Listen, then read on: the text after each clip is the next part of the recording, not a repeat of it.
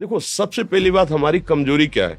हम परेशान हो जाते हैं। संसार में देखो तो परेशान, परमार्थ की तरफ देखो तो हम परेशान हो। ये हमारा आदत स्वभाव बन गया परेशान होना। थोड़ा सा धैर्यवान बनो, गंभीर बनो। कोई इस भारी से भारी विपत्ति में परेशानी स्वीकार करके विपत्ति से थोड़ी निकला जाता। सुलझो, ठीक है, ये विपत्ति आई, समस्या आई, इसका समाधान होगा। ऐसा थोड़ी कि हमें नष्ट कर देगी। अगर अभी हमारी बड़ी हानि हो जाती है, हम कल इससे बड़ा लाभ प्राप्त कर सकते हैं। हमको एकदम बिल्कुल गंभीर रहना है, इतने कमजोर नहीं बन जाना। अब वो गए तो क्या होगा, अब वो वस्तु गई तो क्या, पद गया तो क्या होगा। प्रयास किया था, ये पद मिला था, इससे बड़ा पद प्राप्त करूंगा, मैं इससे बड़ा महान बनूंगा। ठीक है, एक बार गिर गया, गलती हो गई, दंड भोगूंगा, फिर इससे ज्यादा संयम में रहूंगा। बिल्कुल मतलब एकदम फ्रेश दिमाग रखना चाहिए। और अपने लोग क्या है, जरा सी बात में एकदम पछड़ा कर लेते हैं, एकदम कमजोर हो जाते हैं। ये बिल्कुल ठीक नहीं है। हम जीवन भर की यात्रा की बात कह रहे हैं, भारी से भारी कष्ट में भी मुस्कुराना, तो हमें बल मिला है, हमें भगवान की कृपा का दर्शन हुआ है, हमें उनका दुलार दिखाई दिया है। अगर ऐसे तो भाग जाते, फिर परमार्थ में थोड़ी चलना होता है। आज जो आप सुन करके लाभ लेने की चेष्टा कर रहे हो ना, ये केवल प्रवचन नहीं है, ये जीवन है। अगर ये जिए ना होते ना, तो ये इसका प्रभाव नहीं पड़ता, फिर वाणी का प्रभाव नहीं पड़ता।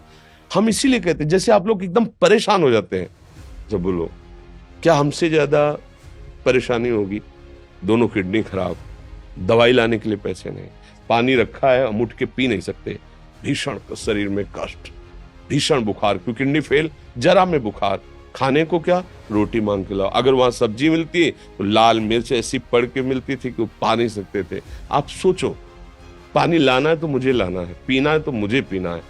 अगर मैं हारता तो कहां पहुंच जाता, क्या स्थिति होती? नहीं, मरना है, पर कदम पीछे। कोई दिन ऐसा नहीं जिस दिन सेवा ना की हो, जिस दिन सेवा ना गए हो।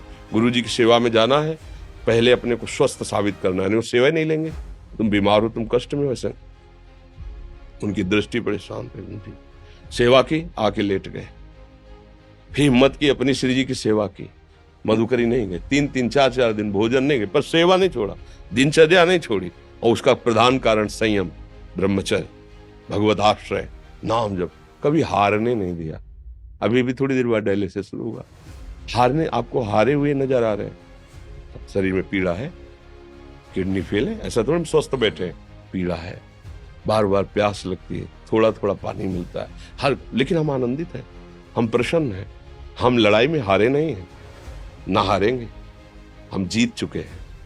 हम अपने मालिक के भरोसे में अपना संवाद, तो वो ये हम अपनी बड़ाई नहीं बता रहे, हम आपको बता रहे समस्या। सोचो, तुम्हारे पास तो माँ है, भाई है, बहन है, परिवार है, कोई ना कोई तो है ना। मेरा किसी ने कभी जीवन में ध्यान भी नहीं दिया। क्यों? बचपन से बाबा जी बन गए, किसी से प्यार नहीं, किसी से संबंध नहीं, कोई जानकारी नहीं, हम कहाँ हैं, वो कहाँ, किसी से कोई मतलब नहीं।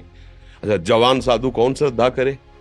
कभी गांव जाने की हिम्मत नहीं पड़ती कि रोटी मांग ले, पता नहीं लोग क्या सोचेंगे, क्या भावना कर ले। हम दरवाजे पे खड़े हैं, क्या कैसी भाव, जो हमारे सामने आकाश वृत्ति से आया यौवन अवस्था में, वही पाया, अन्यथा भूखे रह गए। जब हम हर समय अपने को विवेक के द्वारा सावधान रखे, तो हम कभी निराश नहीं हुए, कभी उदास नहीं हुए, कभी ऐसा नहीं लगा कि यार हम दुखी, कभी नहीं लगा। उसी का फल है कि उस सुख का संकेत मिल गया जहां दुख की निशानी भी नहीं है। वही उसी के बच्चे हो, हम सब उसी धातु से बने हुए हैं। हम इतना क्यों परेशान हो जाते हैं? हम ये देखते हैं, अपने लोग थोड़ी बात बिगड़ गई परेशान, नहीं बिगड़ी तो बिगड़ जाने की संभावना में परेशान है। आज सुख है, लेकिन कल सुख छिन जाएगा तो हम आज के सुख में सुखी ना होकर कल के दुख की आने की संभावना में हम भयभीत हो। मतलब क्या हमारी सोच रह गई? हमको इतना बलवान बनना है कि सुख और दुख दोनों हमको छू न सके। भारी से भारी सुख की व्यवस्था है तो अहंकार नहीं, हर्षित होकर किसी का अपमान न करे कि हम धनी, हम पदाधिकारी, अमुक। भारी से भारी दुख आया तो हमें किसी के सहयोग की जरूरत नहीं, हम फिर अपने कदम बढ़ाएंगे, हम फिर जुड़ी हुई अपनी भावनाओं को सजाएंगे। मस्त जीवन एकदम। तुम अविनाशी के बच्चे हो। शेर का बच्चा भेड़ों के बीच में फंसकर म्यों म्यों बोल रहा है, बस अगर दहाड़ना सीख जाए तो कोई भी उसे परास्त नहीं कर सकता। ऐसे भगवद अंश, तू प्रपंच में फंसकर अपने को इतना दीन क्यों देख रहा है? तू ऐसा है कि भगवान के दिव्यास्त्र में भी ताकत नहीं तेरे को मार सके। तू अविनाशी का अविनाशी बच्चा है। विनाशी भोगों को, विनाशी शरीर को मैं मान के इतना भयभीत, इतना दुख ठीक नहीं। ये सबके लिए, केवल एक के लिए नहीं। आप समझो, आप लोग सोचते हैं हम गृहस्थ होकर भला ऐसी स्थिति कैसे। जनक जी सुखदेव जी के गुरु हैं और राजा हैं, महल है, रानियां हैं, नौकर है, चाकर। क्या सुखदेव जी जिनके शरीर में लंगोटी भी नहीं है, दिगंबर, परमहंस, परमहंस के गुरु हैं जनक जी जो राजा हैं। समझो आप ऐसा ना सोचे कि हम नौकरी कर रहे हैं, हम संसार में, हम गृहस्थ हैं, हम आध्यात्मिक की ऊंचाई पर नहीं चढ़ सकते। नहीं, आप एक सरकारी नौकरी या आप किसानी या व्यापार करते हुए आप एक अध्यात्म की ऊंचाई में चढ़ सकते हैं।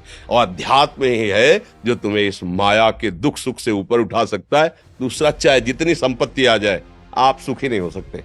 सब देख लो, आंख खोल के देख लो।